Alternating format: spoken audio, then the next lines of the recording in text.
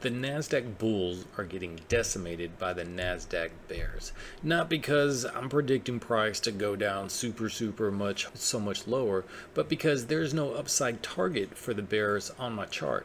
So if you've been buying these bounces right here around June 25th, another one right here July 8th, and then another one right here around July 17th, and you've been watching every one of them die, well, there's a couple reasons why. One is because the profit targets have all been hit, and two, there are three bearish trend channels you are trading against. So I'm going to show you those three trend channels the zone sellers have been stair-stepping towards this whole time. But the one thing that would make me wrong about all of it, starting around this target level around the low 28,000s. Starting on June 3rd, this high right here at 31,112, this is where we're going to look for our first trend channel. Now, spoiler alert, it hasn't confirmed yet, but it is very close to doing it. So how I draw my stuff is I take my Fibonacci retracement extension level at the high, then I just draw it down until I get a confirmed retracement back up to the 38% line.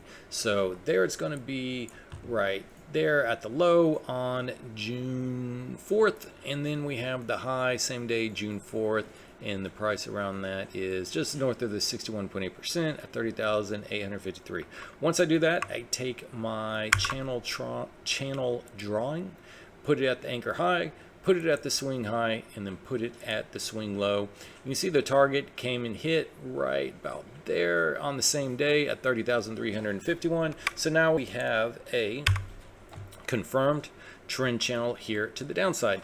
And what I do after that is you can keep on drawing it two ways for your Fibonacci levels. You can stay at the complete anchor high and just keep on waiting for that retracement up to 38, down to the target, down to the 114.6. And the reason why this is negative 14.6 and negative 41.4 is because if you look up here you have the 100% Fibonacci retracement level, and then it goes to the correct levels, 114.6, 141.4, 200, on and on.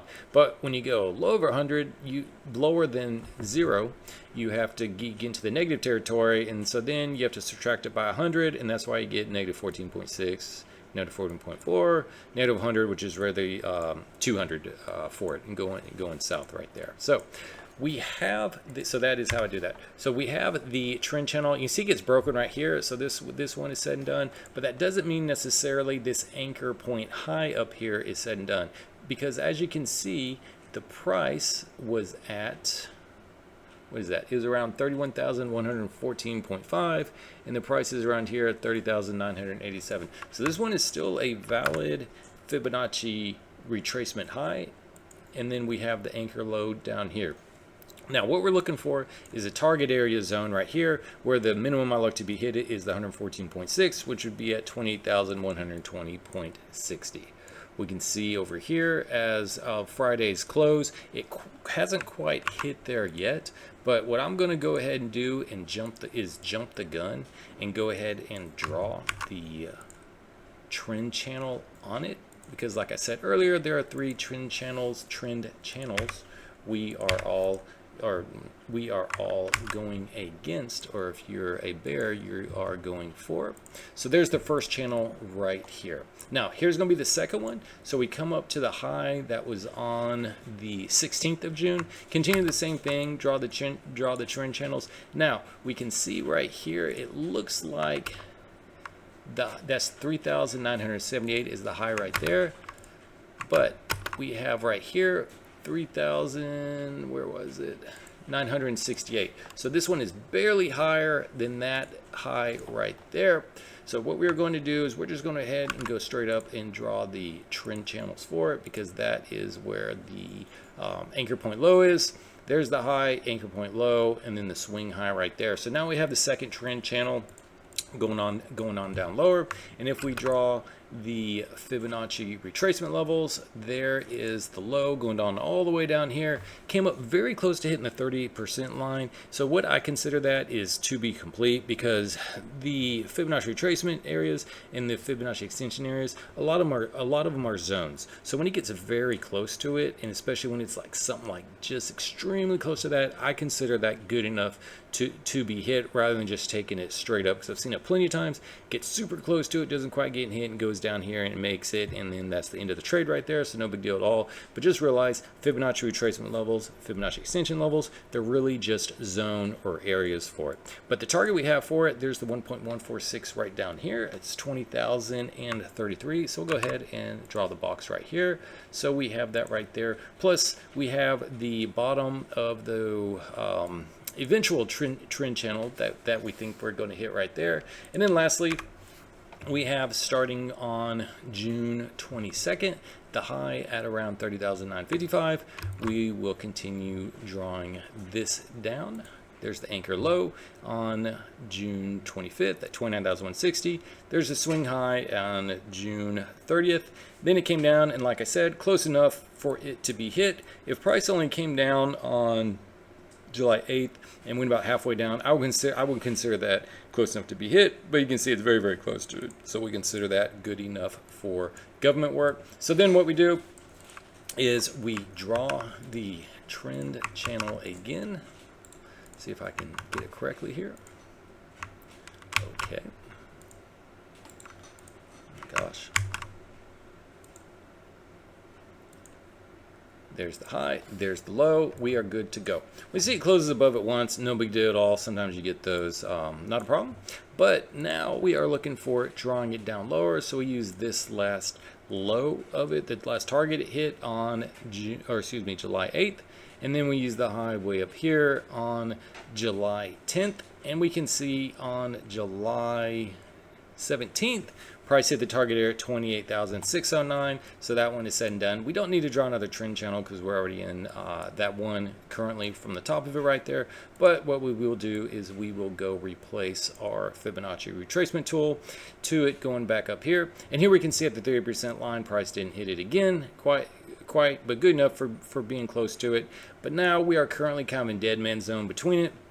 We haven't gone far enough for me to consider this Fibonacci area to be hit at 28,034. But what I am going to do again, like the other times, is draw my target box for it right there to right there. So this is why I think this whole zone area right here is where we can expect to see some retracement back up higher for the bulls, because we have three target zones from the move lower from these three trend channels going down. Plus it would be just south of the big trend channel right down here. We have the steeper trend channel low of it right there, and then this guy, he's just sitting up there living life good. Price is way away from breaking his trend channel to the upside. So the only way the bulls are going to take this out is they have to start breaking trend channels. Here's the first one right here. They would have to go higher then to take that one out. Then the second one would actually be the super long one, which kind of hasn't confirmed yet. So that'd be the second one it has to take out. And then finally the third one from the high of June 16th over here. This would be the third one that it needs to take out. And for all intents and purposes would break this previous high we had around 31,105 from June 3rd. Take that out and we would probably be good to go as far as the bulls to the upside. So that would be the one thing that would invalidate every single thing I've been telling you right here. So probably what will happen open Monday, it will rocket up higher, take out everything, take out 31,104.50, and then the bulls will be squarely in control. But until that happens, right, the bears are squarely in control of the Nasdaq market. But like I mentioned earlier, I expect these three target zones to be hit. When they do get hit, expect to bounce higher from the bulls. Will it be able to take out the previous highs that the bears have set in place? Not sure, but the line in the sand we're looking for where the bulls are in control is above. It's going to be 31,104.6. That it has to break that 31,104.5. Until then, we are looking for stair-stepping lowers within the trend channels, but as price comes and hits these boxes right here, we do expect some bounce here to the upside as the bears take their profit target. So this is first pullback. On the weekends, I do the longer term time frames for the Nasdaq and the S&P 500, but Monday through Friday, I trade the markets, the Nasdaq, the S&P 500. Those are the ones I cover here on my channel. I also trade the Dow Jones and the Russell 2000, but most people don't care about those. So if this has been beneficial to you, please like and subscribe, and remember, trade, plan, and execute.